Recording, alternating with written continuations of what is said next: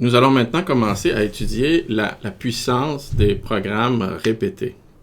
Dans ce premier vidéo, nous allons regarder quelles sont les capacités de calcul des programmes répétés. Nous avons vu que les programmes répétés peuvent calculer des fonctions complexes. Nous avons vu comment calculer des fonctions, par exemple, tester primalité, calculer le k-ième nombre premier.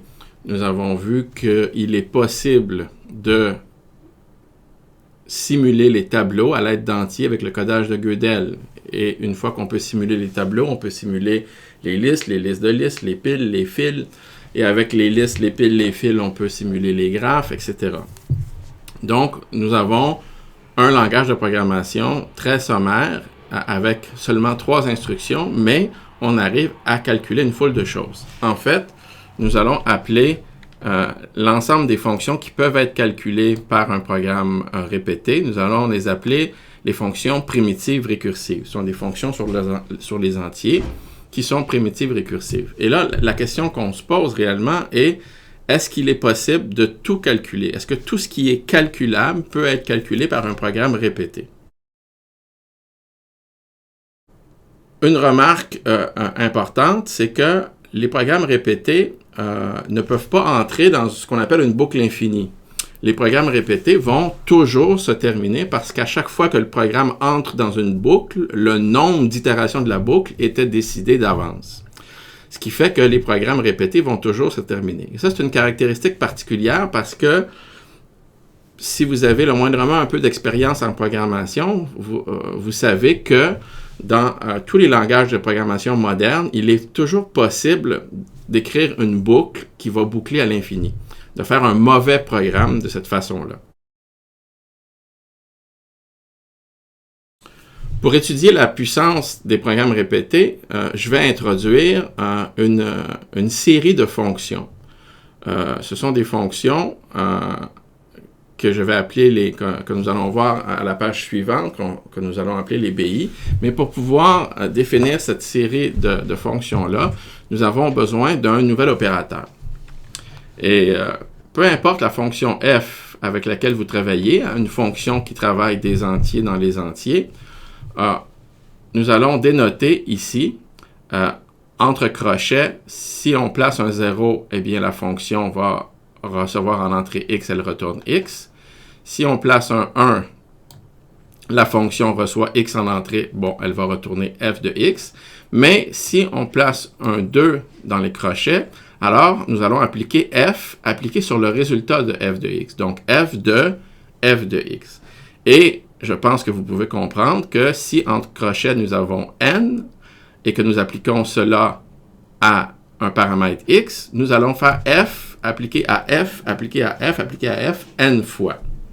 Et donc, il est possible, l'opérateur que nous avons ici va nous servir à répéter l'exécution d'une fonction n fois. Maintenant, avec cette notation, nous sommes prêts à définir la liste de fonctions infinies que nous allons appeler les BI. Donc, nous avons une liste infinie de fonctions B0, B1, B2, B3, B4, etc. jusqu'à l'infini.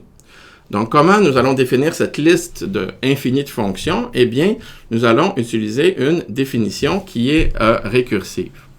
Premièrement, si i égale 0, nous avons 3 règles ici. Si i égale 0 et que l'entrée est 0, nous allons retourner 1. Si, pour la fonction numéro 0, encore une fois, i égale 0 et l'entrée vaut 1, x égale 1, nous allons retourner 2. Et pour la fonction 0, quand l'entrée est plus grande ou égale à 2, nous allons retourner x plus 2. C'est une drôle de définition, mais pour des raisons techniques, choisir la fonction B0 de cette façon-là va être très utile par la suite. Parce que pour définir les fonctions BI pour un i strictement plus grand que 0, nous avons une seule règle, très simple. Si nous voulons calculer BI appliqué sur x, ce qu'il suffit de faire, c'est d'appliquer BI-1, BI-1, répété x fois sur la valeur 1. Donc, B numéro 0, B0, se calcule grosso modo comme x plus 2. B1, ben, il suffit de répéter B0 x fois sur lui-même sur le paramètre 1. B2, il suffit de répéter B1 sur lui-même x fois. B3, il suffit de répéter B2 sur lui-même x fois, qui répète B1 sur lui-même un certain nombre de fois, qui répète B0 sur lui-même un certain nombre de fois. Et donc, avec cette définition récursive, il est possible de définir une liste infinie de fonctions, et chacune de ces fonctions-là va avoir la caractéristique qu'elle va croître beaucoup plus rapidement que la précédente. Évidemment, puisque pour calculer la fonction BI, nous allons répéter la fonction précédente sur elle-même un certain nombre de fois. Je vous invite à étudier avec un papier et un crayon les fonctions BI. Et avec un peu de calcul, vous allez facilement voir que, premièrement, comme je l'ai déjà dit, la fonction B0, en tout cas pour x plus grand ou égal à 2, se comporte grosso modo comme x plus 2. Donc, le taux de croissance de cette fonction-là est tout à fait constant. Nous allons ajouter 2. Si vous étudiez un peu B1, vous allez vous rendre compte que répéter x fois ajouter 2, répéter x fois ajouter 2, c'est multiplier par 2. Donc, B1 de x est égal exactement à 2 fois x. Bon. Donc, B1 est une fonction que nous pouvons exprimer facilement en termes mathématiques avec des concepts connus. Par contre, si on répète 2 fois x, x fois, donc si on répète doubler x fois, nous allons obtenir la fonction B2 qui est 2 à la x. Évidemment, 2 à la x est une fonction qui croît beaucoup plus rapidement que 2x. Finalement, si nous regardons la fonction B3, ce que nous allons faire, c'est répéter l'exponentielle sur elle-même. Nous allons donc avoir 2 exposants, ouvrez la parenthèse, 2 exposants, ouvrez la parenthèse, etc., jusqu'à obtenir 1, et on ferme une série de parenthèses. Et donc, ce que nous avons ici, c'est une hyperexponentielle, donc une fonction qui croît vraiment rapidement. Clairement, plus i est grand, plus les BI vont être des fonctions qui vont croître rapidement. Mais à quel point ces fonctions vont croître rapidement, ça peut être un peu surprenant. Les seules fonctions que j'ai définies jusqu'à maintenant, de façon explicite, sont B0, B1, B2 et B3. Et B3, on a dû utiliser des pointillés pour le définir parce que après la fonction exponentielle, on n'a pas de définition standard pour une fonction qui serait l'exponentielle répétée sur lui-même, l'hyperexponentielle. C'est une fonction qui croît très rapidement, qu'on utilise relativement rarement, et donc on n'a pas donné de nom à cette fonction-là. Mais déjà, B3 est une fonction qui croît vraiment, vraiment très rapidement. Si vous regardez la valeur de B3 de 5, par exemple, ben déjà la réponse va nécessiter 19 000, près de 20 000 décimales. Donc, c'est une valeur gigantesque. Et si vous voulez représenter la valeur B3 de 6, alors la réponse est une valeur tellement grande que, en fait, même si vous aviez la capacité d'écrire une décimale de la réponse sur chaque atome de l'univers connu, vous n'auriez pas suffisamment d'atomes pour écrire le chiffre. Donc, le nombre de décimales du chiffre est absolument hallucinant et évidemment, on comprend bien, la valeur elle-même du nombre est très, très grande.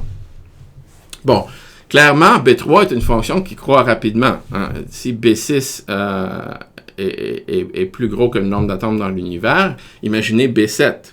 Mais même si B3 a un taux de croissance extrêmement rapide, c'est rien à comparer du taux de croissance de B4. Le taux de croissance de B4 est beaucoup plus rapide que le taux de croissance de B3, puisque B4 va exécuter B3 sur lui-même de façon répétitive. En fait, le taux de croissance d'une fonction comme B100 réellement dépasse l'entendement. Donc, nous avons une liste infinie de fonctions. Chacune des fonctions dans la liste croissant beaucoup plus rapidement que la fonction précédente. Voyons maintenant s'il est possible de calculer ces fonctions à l'aide de programmes répétés. Ben, la réponse est oui. Effectivement, il est possible de calculer les fonctions, toutes ces fonctions-là à l'aide de programmes répétés.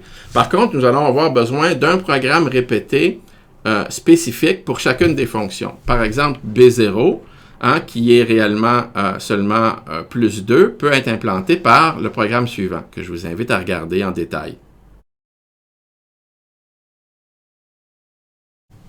Et finalement, pour un i plus grand que 0, pour les i plus grand que 0, bi se calcule en répétant le code en répétant la fonction qui calcule bi moins 1. Il faut bien comprendre ici que le code de bi nécessite, ici nous avons une macro, nous devons réécrire le code de bi moins 1, qui lui-même contient le code de bi moins 2, qui lui-même contient le code de bi moins 3, et finalement, cette récursion se termine lorsque nous arrivons au code de B0 pour lequel nous avons vu un programme définitif.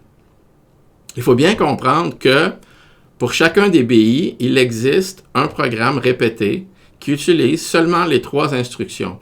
La récursion n'est pas quelque chose qui est admissible dans les programmes répétés. Seulement ici, nous utilisons le sucre syntaxique comme raccourci pour définir chacun des BI de façon succincte. Mais le code réel de chacun des BI est en général beaucoup plus gros. On remarque aussi que pour calculer BI, nous avons besoin de i-boucles répétées imbriquées une à l'intérieur de l'autre. Pourquoi? Parce que l'instruction ici répéter RI fois, calculer BI-1, qui lui-même va répéter RI fois, etc., etc. Nous aurons donc, pour calculer BI, i-boucles imbriquées. Les programmes répétés peuvent donc calculer des fonctions qui croissent très rapidement.